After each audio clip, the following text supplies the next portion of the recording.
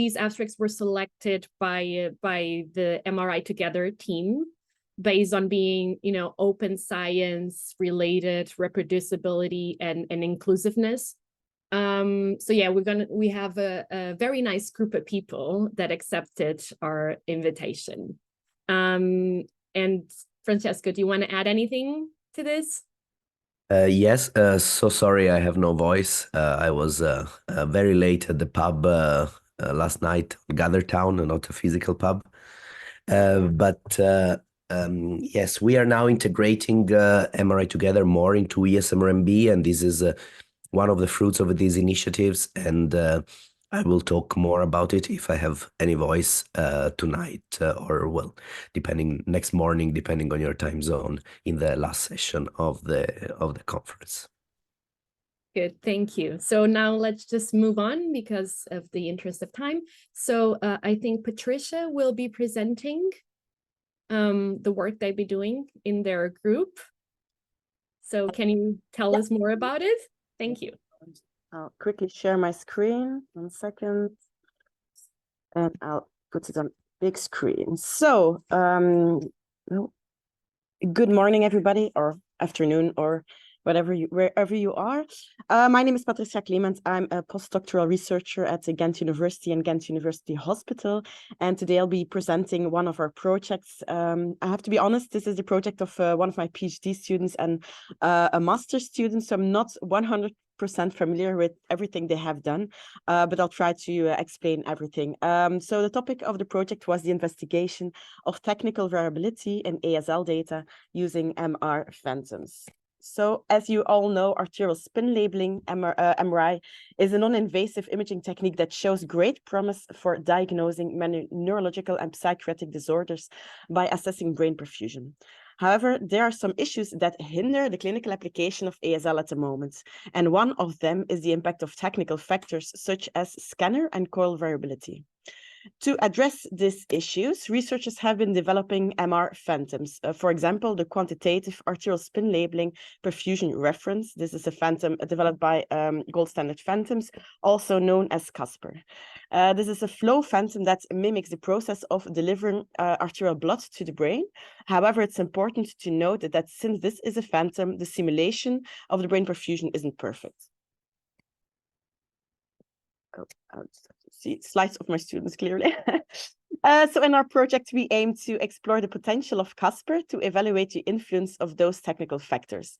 We determined the optimal post-labeling delay for different flow rates in CASPER so that a suitable scan protocol could be developed for the phantom. Also, we evaluated the short and long-term longitudinal stability of CASPER using that phantom. So in the first step, we defined the optimal PLD for the flow rates of 150, 250, 350, and 450 milliliter per minute using a multi-PLD protocol consisting of 12 different PLDs between 100 and 2,900 milliseconds. For each flow rate, the mean perfusion value of each PLD was plotted against the general kinetic model, allowing us to select the optimal PLD visually. We observed that the ideal PLD for the 350 flow is more or less 650 milliseconds. As you can see here, sorry. Then we have used the same strategy for the other flow rates, resulting in an inverse relationship between the flow rates and the optimal PLD. The relationship is, of course, logical, as the higher flow rate facilitates a faster delivery of the liquid to the region of interest.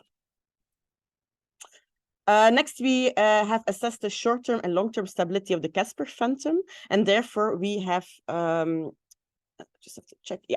And therefore we have scanned the phantom at a constant flow rate of 350 milliseconds per minute, and we used the optimal post-labeling delay of 650 milliseconds as we defined earlier.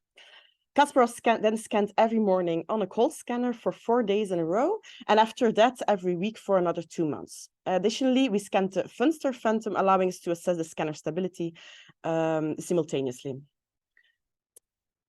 Then our data is, of course, limited at this point, but we have observed that the measured perfusion mostly remains around an average value of 0.016. However, we observed deviations at 2 time points where the measured perfusion dropped to values of 0.006 and 0.005. This indicates some uncertainty about the short-term longitudinal data. Casper is not yet been validated as a perfusion phantom, so it's very challenging for us to determine whether this variability is caused by the scanner or by the phantom itself. However, we tested some extra things to see if we could explain these deviations. First of all, we analyzed the data from the Funstar phantom that was acquired at the same time points.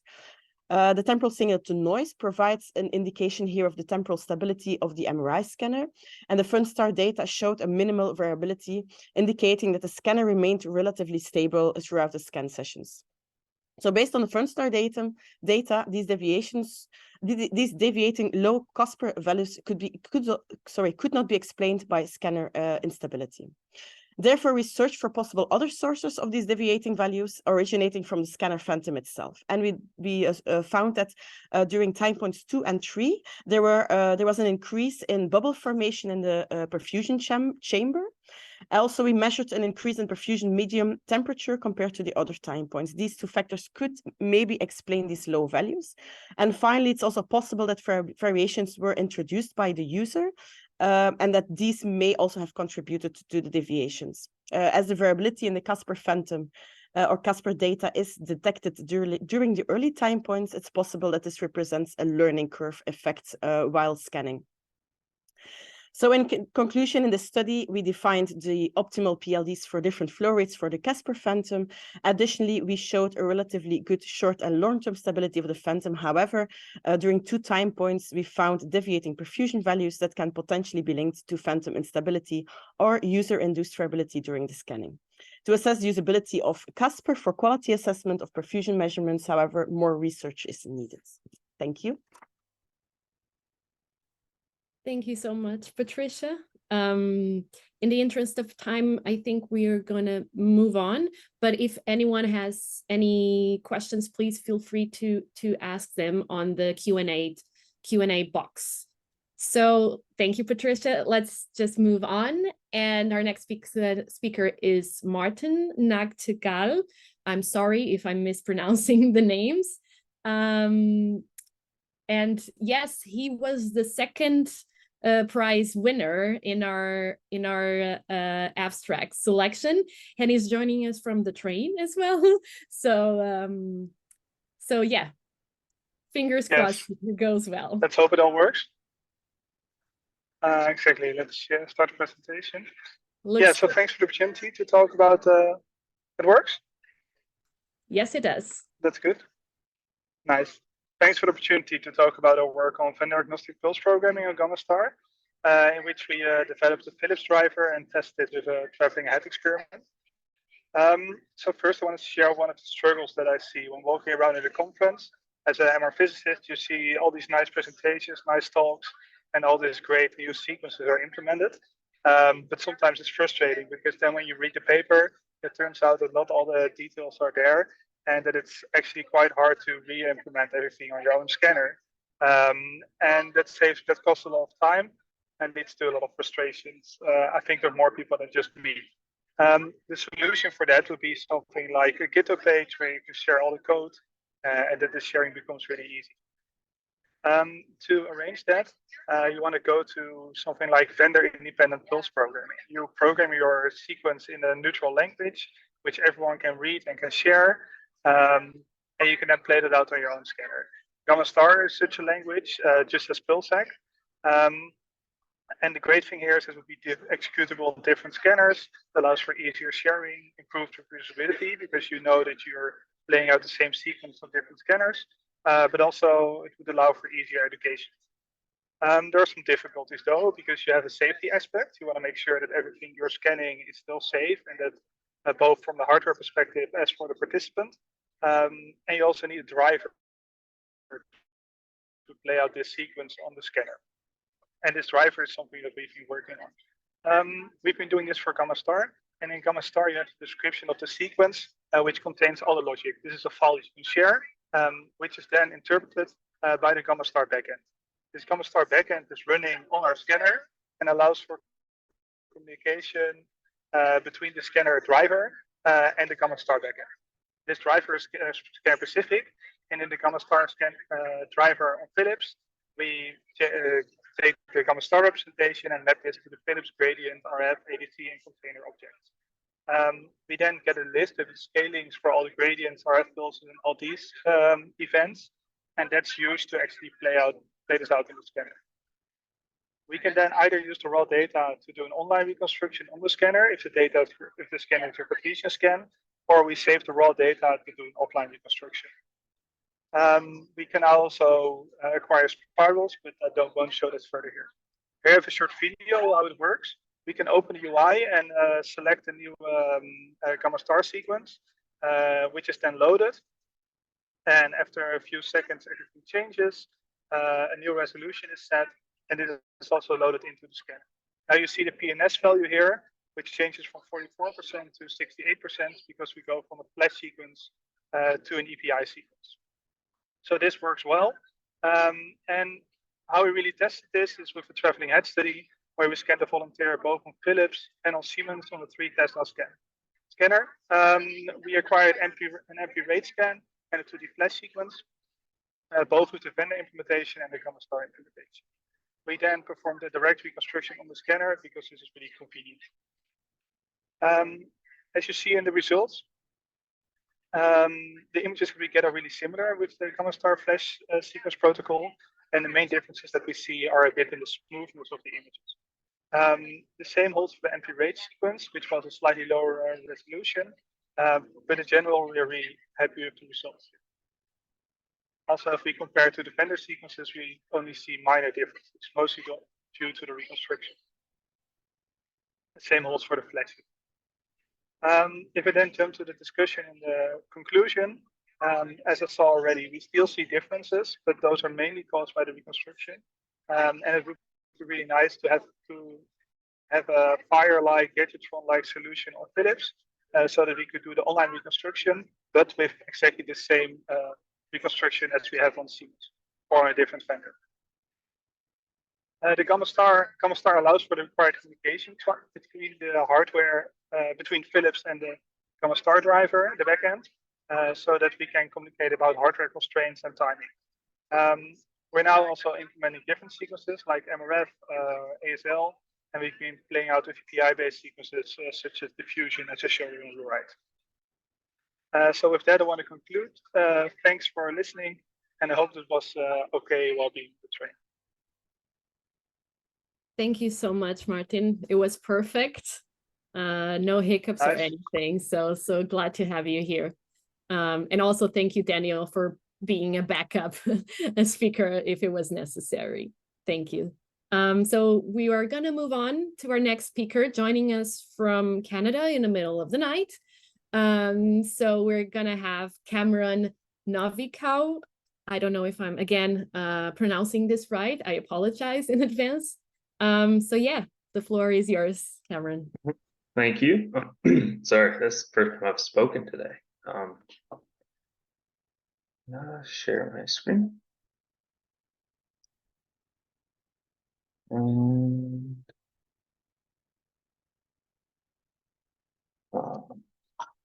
right, thank you. Thank you for the introduction and for inviting me here to give this talk. So my talk today is about BNOT maps in open source resting state fMRI databases. So with the emergence of these publicly available resting state functional MRI databases, we can exploit them to do all sorts of things, whether it's testing new analyses or looking at new metrics. But one of the desired goals, at least for my lab and our group, is to use these databases as a supplement to our healthy control set, and which will help save time with recruitment and costs, and we can focus our time and energy on actual subjects with whatever disease that we're so interested in looking at. But one of the main hurdles with these open source databases is a lot of them lack BNOT field maps or do not have any BNOT corrections associated with their provided images. And so this begs the question, can we trust these images in our analysis if, let's say, our data has B0 corrections, and should we be able to still use this data and exploit it to the full value that it could provide. And so this work looks at looking at if these B0 corrections have a substantial impact on fMRI analysis. The main things we were looking at is ROI-based analysis, network-based like connectivity analysis, as well as in a group analysis setting. And so we took some data that we had been using already, that we had collected ourselves, 18 pediatric subjects. And we scanned them with our standard protocol, our anatomical images, as well as our fMRI acquisition, as well as acquiring a B0 map. And then we created the field maps, and then we processed these subjects' fMRI data through a standard pipeline of, you know, warping to M&I space, motion correction, some smoothing, and all of that. And we did that with and without the B0 correction associated with it. So we had two groups of the same brains with and without the B0 correction. And then we used the average B0 field map to select networks and ROIs that span ranges of homogeneities. And we also looked at time correlations between bold signals with and without corrections across these networks and these ROIs. And so here you can see an average field map, and it's pretty typical. You get inhomogeneities, you know, towards the temporal lobes and the frontal lobe as well, above the sinuses. And so from this, we sort of calculated through various metrics, B0 inhomogeneities, given in Hertz and ppm.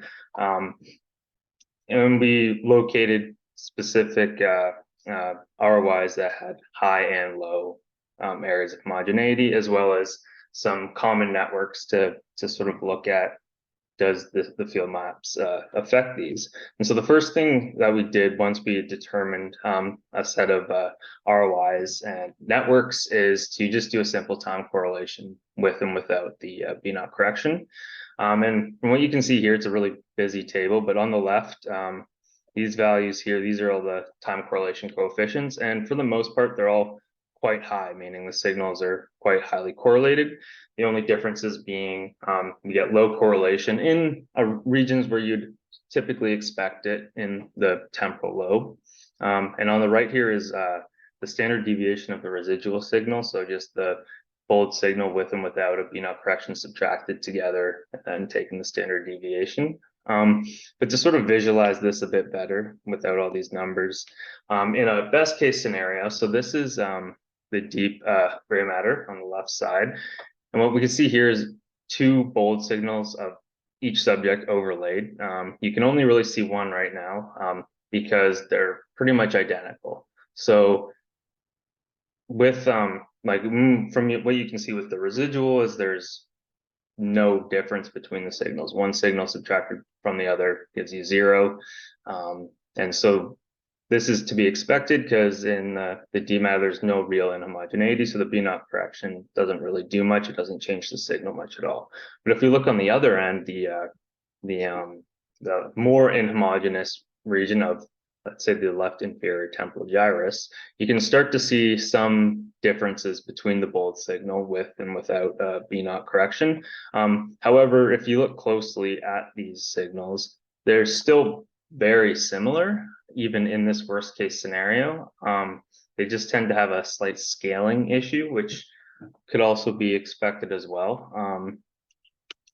And then what we did was across these ROIs and these networks, we just passed them through some group analysis, just as a group with B0 and a group without B0, to see if any ROIs or if any of the network clusters actually show differences between the two groups. And there's nothing really to show here because we found there were no differences, like statistical differences at all, not even really a single voxel in a cluster.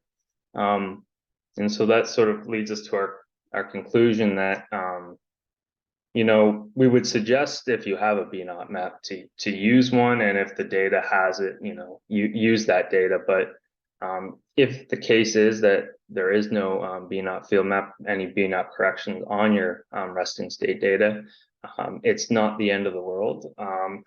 Unless of course, you're really interested in very small ROIs or areas that are extremely inhomogeneous, you'd be a bit skeptical, but we would like to pass this through different types of analyses, maybe like a Hurst exponent or, ALF or something, to see how robust the different techniques are when it comes to BNOT maps as well, because maybe more complex analyses might be a bit more sensitive. Yeah, thank you for listening. Thank you so much, Cameron. That was a very interesting presentation. So we're going to move on to our next speaker, who is Martijn Freudensprung. And yeah, Martijn. Yeah, hello. Here. I hope my microphone is working. Yeah, it looks like so. Yes. Yeah, I'm talking about, I have to start sharing my screen. Oh.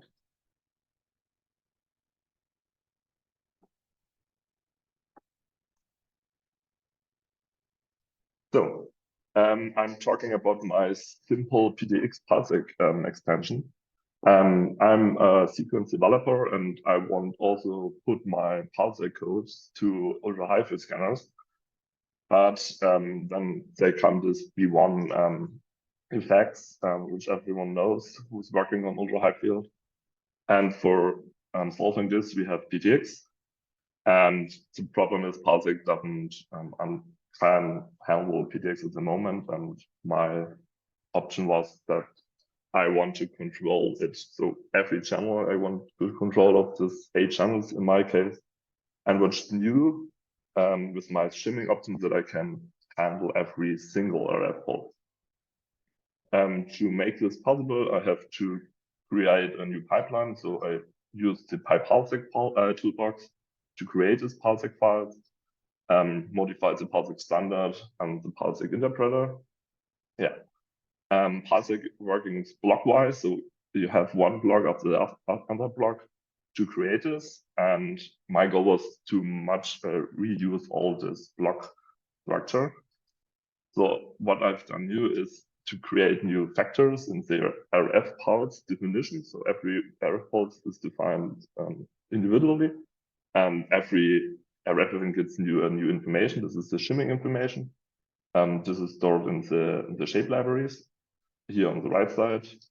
And yeah, and it's also possible to make no shim for everyone from the standard CP mode or vertical polarization is used. This shimming information on the right side, maybe you're familiar with this. These are the values from the standard global shimming you can use on the scanner. On the toolbox, the only change for the user is that we have now a shim array. This shim array, this is a 2D NumPy array just with the shimming information, yeah, where all this stuff is stored. Of course, we need an interpreter like the gamma star from Martijn. Yeah, we have the scanner. We have all the Siemens system here, so I just adapt the pulse interpreter for Siemens. So for VE and VA version, and yeah, it works. Yeah, I have some first results. This is from my master's thesis. So this is Tiamo, and Tiamo we make one line in CP mode and one line in EP, also elliptical mode.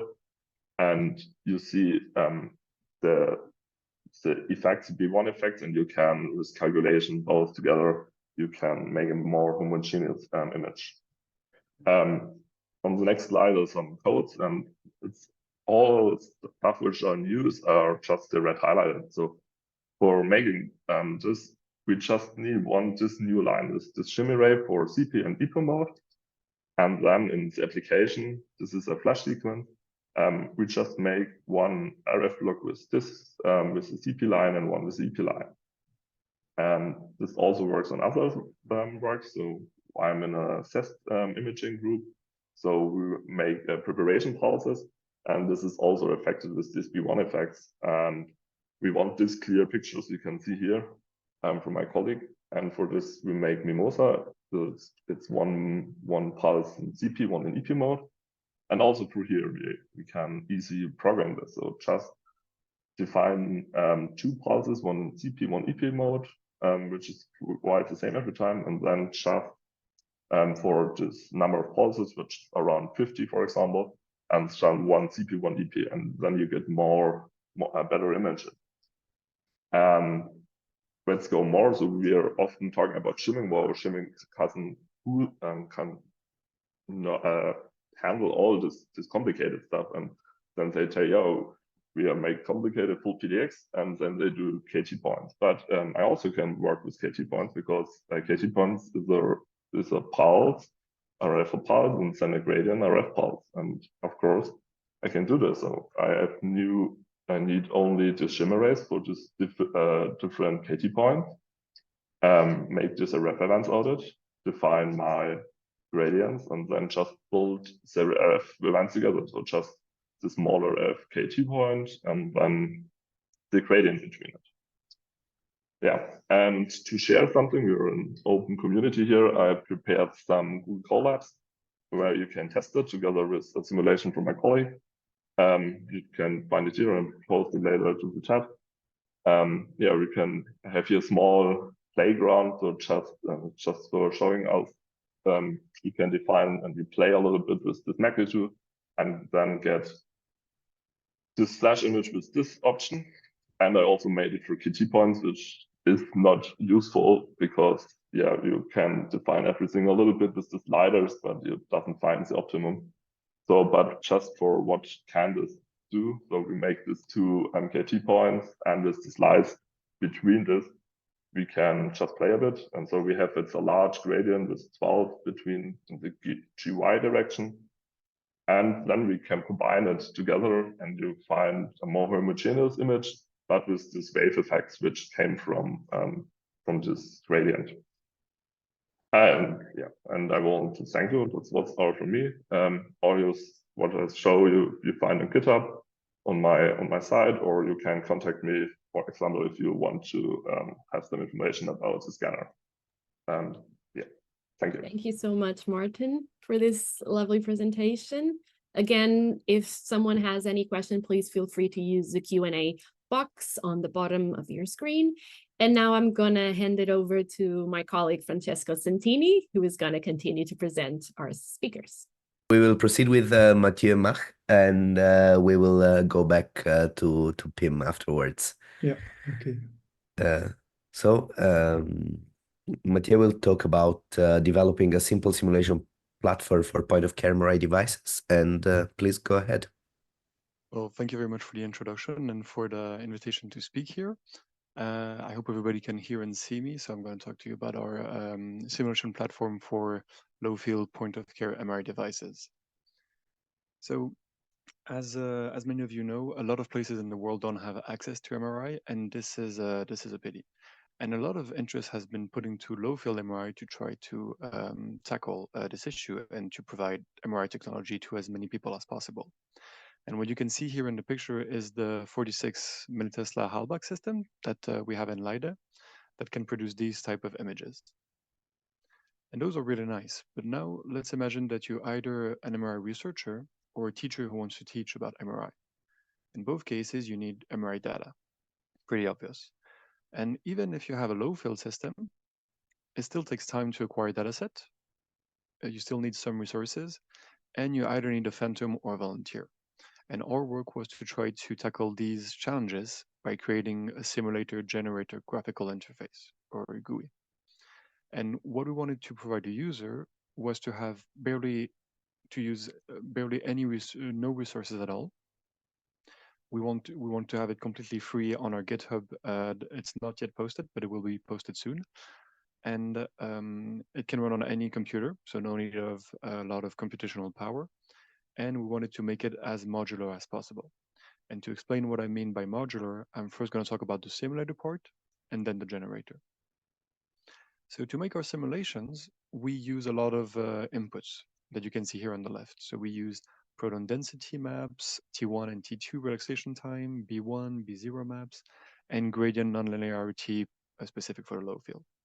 And all of those combined together, we can create a simulated image that you can see here on the right, for example, a gradient echo. And what I meant before by modular is that the user can actually change any of the inputs he wants. So let's say, for example, you have your own B0 map and you want to try it out to see the effect, or you want to change the brain structure or have a different T1 or T2 relaxation time.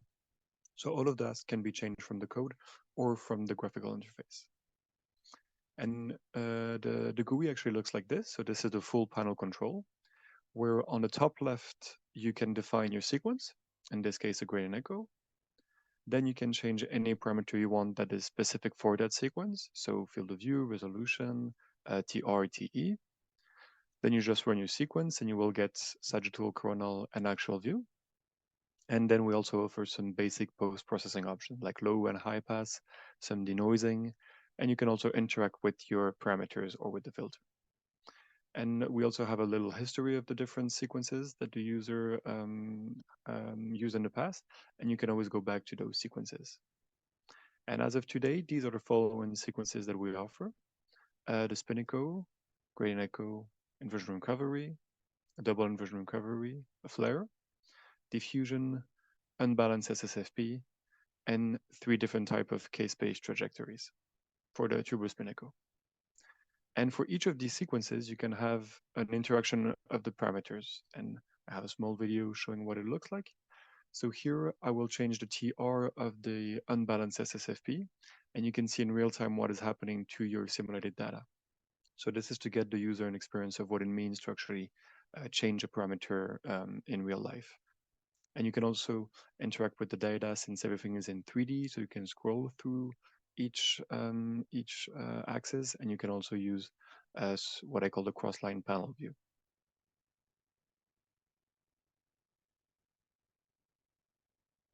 And if we now go to the generator side, the user can actually generate pairs of data set for any sequences that I just showed you before.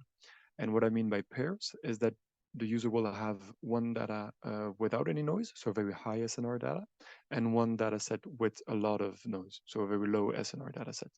And those can be used either for teaching or presentation, or if you're working on a denoising algorithm, a super resolution, or some AI, machine learning, whatever you want, these data sets can be used to test whatever algorithm you're working on.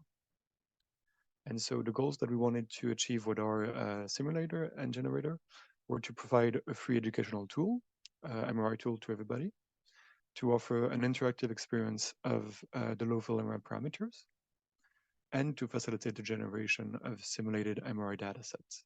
And if you have any question, let me know.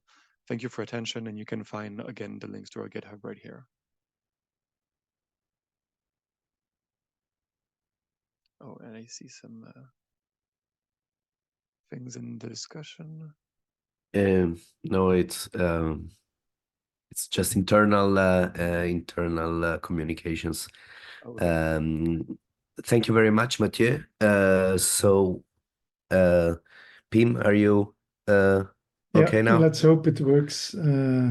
Okay, giving back to Pim for his presentation then. Can you see my screen? Yes, it's okay. Okay, good. So my presentation is actually quite clinical. It's on harmonization and standardization, but then in a clinical setting.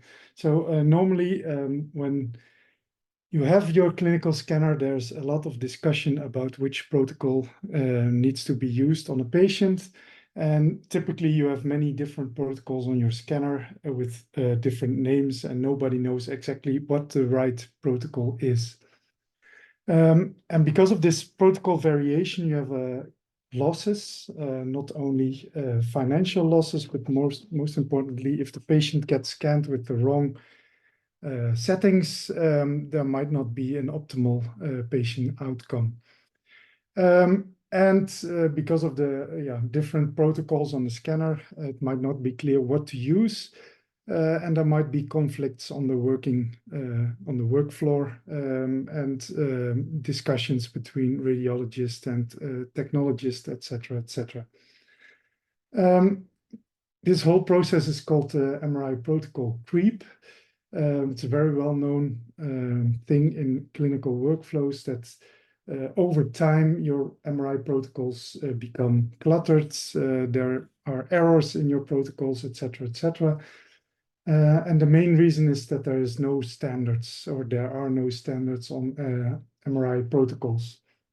Usually the radiologist tries to get the exquisite image quality, which might not be necessary to provide the diagnosis to the patient. And using very high quality images takes time, of course, on MRI, which puts time pressure on the technologist. And then you get the question, who's the boss, who owns the protocols, and who is responsible for the quality and for the settings. So in this work, we actually looked at ways to reduce protocol and sequence variation on clinical systems. And the solution to this is uniform naming of protocols and sort of version control. And we actually don't have version control on our scanners, which is a big problem. And as a result, we have less protocols on our scanners and less sequences, and we have a better consistency between sequences. The code that was used to do this is available on GitHub, so you can scan this QR code and get the codes. So what are the standards or the targets of this work? We try to have every scanner to have a similar protocol tree, so similar, exactly the same naming of protocols, and also exactly the same scan settings within, of course, your limits of your hardware and your software. And then you have to deal with different field strength, different licenses on your scanner, different gradient systems, etc., etc. We also require that all protocols have the same geometry, so the same field of view, the same slice thickness, etc., etc. So how did we do this? We first started with renaming our protocols. So we renamed them to a fixed template. We did this on a virtual machine, but you can, on Siemens, can also use a simulator to do this work. This takes really a long time. So you have to open each protocol and see exactly what kind of sequence you're dealing with, and then rename it accordingly. The second step was to export the whole protocol to XML and find sequences with the same name and compare them with a so-called master sequence. So here's an example of different sequence names that we found on our scanner. So we had a lot of sequences that had the same name, but turned out to be a different sequence. So with the renaming, we looked exactly at the contents of the sequence and what exactly was in there. And here you have the example, for instance, in the cranial nerves, where you see that the original scan was named a FATSat scan, but it turned out not to be a FATSat scan. And we can find different problems like this. So before and after renaming, we had a lot of protocols on our scanners, and actually we were able to reduce the number of protocols after renaming. Also, the number of sequences in some cases drastically reduced. For instance, on the Prisma Fit, we had a reduction of about 100 sequences only in the neuro tree. So the next step is to find the same sequences on the scanner. This was done with a Python script. Here you can find the number of sequences that are the same, have the same name, but then the same sequence with the same name should also have the same parameters. And the script can automatically detect differences between sequences. We found a lot of duplicates in some cases. For instance, the T2 TSE, we found 16 duplicates, and each of them had some differences. So we can, with the Python script, compare different sequences. And here you see an example of two sequences. They have the same name, but one is acquired in 2 minutes, close to 2 minutes, and the other one is in 3.5 minutes. So there must be some differences. And then you have to find out which one is the correct sequence, how you can improve it. And then you have to interact with the radiologist at the scanner. And this brings me to the most difficult point that we encountered is how do you get everybody aligned? You have to have a radiologist, an MR tech, and an MR physicist, and maybe also the vendor involved to test and discuss which is the best sequence. So for this, you need teamwork. And in a clinical case, the radiology department head is really key. He has the power to assign time and resources to do this work. And then you have to deal with the institution, so the hospital in this case.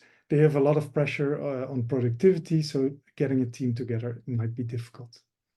So in conclusion, it's real. It's a real problem, the protocol creep on clinical systems. There can be an enormous mess in clinical protocols, and we need automated tools to check MRI parameters.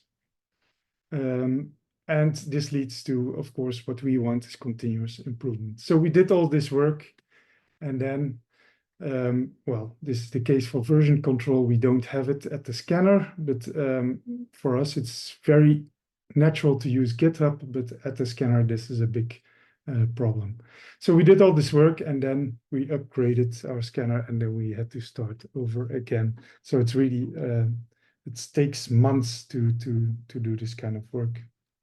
And with that, I'd like to finish.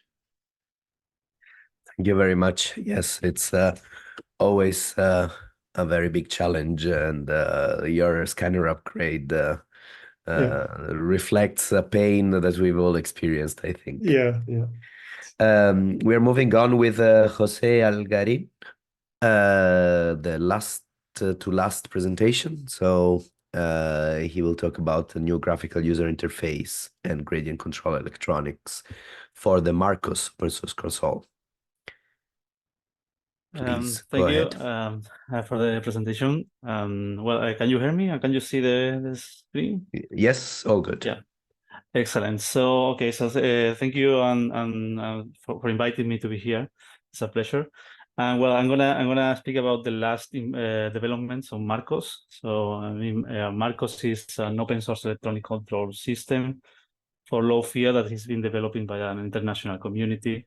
And it's based on a that is a pretty cheap and versatile device. For gradient control, is compatible with Okra one and with the FSDO that you can see here.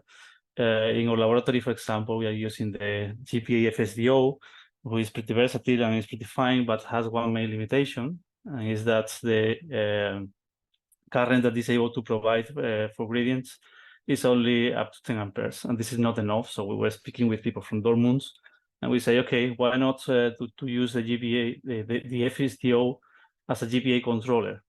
So they work in this, and they provided this new PCB. This is the bipolar PCB. This is pretty easy to plug, just plug on top of the main PCB of the FSDO. And it just pick up the voltages, and you can use these voltages to run or to as the inputs for external analogic gradient amplifiers. And so, well, this is an example of a gradient waveform that we created for a Petra sequence that is typically used for hard tissue imaging. That is one of the lines, the research lines that we have in our laboratory. And well, this is regarding to the FSDO and to the hardware part of this presentation. So the other point is to show you the last development in the software. So basically, Marcos, this electronic control system, has been tested in different scanners, like the tabletop scanner from the GH, from the Halva scanner from Leiden, that has been presented earlier. Also the HALA scanner that we have in our laboratory in Valencia. And well, recently the people from MRI for All has been using Marcos also to run this absolutely funny scanner that they created in 1 week. So all these scanners have something in common. Is those scanners are laboratory-based scanners. So we decided to mount our scanner on a small cart, and then we went out to the streets, and then we went also to the volunteers' home, also in the MotoGP event in Valencia, and finally we decided to move to the hospital. And here we realized that the graphical user interface and the software that we were using to control Marcos was not good enough. I mean, because when you are working in your laboratory, it's fine, because probably you are using a phantom, or even if you are using a volunteer, probably the volunteer is one of your colleagues that you have in the lab. But when you go to the hospital and when you start to get images from many volunteers, the workflows has to be as efficient as possible. So then we have to improve the graphical user interface, and this is the new graphical user interface and how it looks like. So we have some buttons to manage the communication with Marcos. Then we have buttons to run sequences, or maybe to plot sequences if you want to plot the sequence before to run. You can customize the sequences here, or you can go to the protocol. This was game-changing when you are working with many volunteers. So you can go to the protocol tool, and then you can just run predefined sequences. Or you can even create new protocols or modify the existing ones, or even delete if you have some mistake or something like that. You have also a console where you can see real-time information about how the sequence is going on, or you can pick up previously executed sequences and recover the result from executed sequences. You can also, this user interface has also a better management of data, so you can create a session with information about the volunteers, and then data is saved according to the information that you provide. And also it's able to manage the calibration of the scanner in a single click. So basically you have an auto calibration that's picks for the Larmor frequency. Once you have the Larmor frequency, it automatically do the coil tuning and matching to the proper Larmor frequency. Then it picks up also the image for the gradient coils so that you're using. So you have some given offset in your gradient to homogenize the magnetic field, and it finally runs like Rabi flops to calibrate the V1 field of your radio frequency coil. So everything here is done in a single click, and when you have the calibration of the scanner, and then you have everything ready this can take like maybe 1 minute or something like that, you can start to run the protocols. So this is an example of one of the protocols that we run in the scanner for the video experiments that we are running now in the hospital.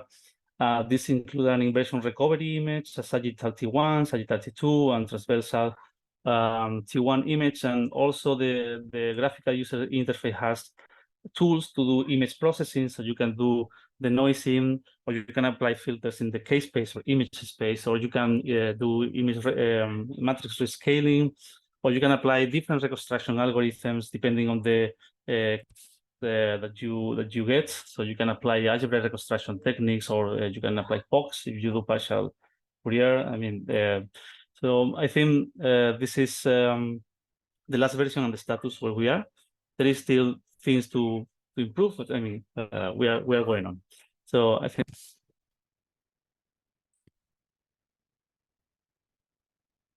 Thank you very much.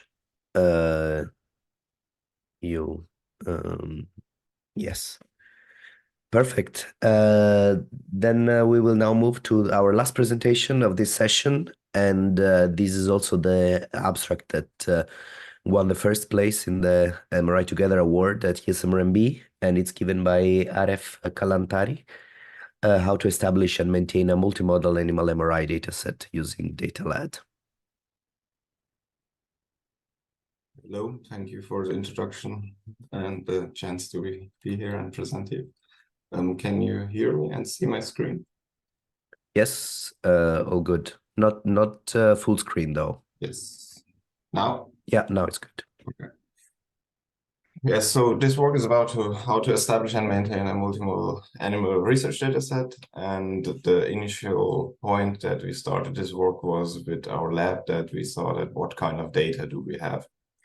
And we have MRI data, we have microscopy data, histology data, and we have lots of behavioral measurements and also other data that, for example, electrocorticography, electromyography, and all of the documentation that is related to all of that data. And here we thought that we need a kind of structured way to save and store all of this data, and this was the initial point of doing this project. So what were the goals? Were that similar to code that we do version control with, usually with GitHub. We also wanted to do this version control on data. We wanted to have a good and efficient remote collaboration on data, and we wanted to have a standardized structure for all of the different data. And we want to have provenance tracking and a good and efficient workflow management. And also we wanted to, the final goal was to make it along or according to the FAIR guidelines of findable, accessible, interoperable, and reusable. And also because we are in the preclinical animal research, we have this 3R principle, which is in the direction to use the data of animals much more efficiently to be able to not to use as much animals as usually is. The main methods or the main tools that are needed for this, we used a DataLad as a data management tool for scientific research. DataLad is basically a combination of Git, which is a version control tool for code, and Git Annex, which is a similar thing, but that is used for data. So data that combines it and has some other capabilities also to do it. And we also used the Gnode, which is a web-based platform for version control of scientific data, similar to GitHub, which we also use for our code. But the difference in Gnode is that you can also upload terabytes of data to the platform without any cost. So it is free of use. And basically the take-home message is to create an efficient data sharing and data management plan.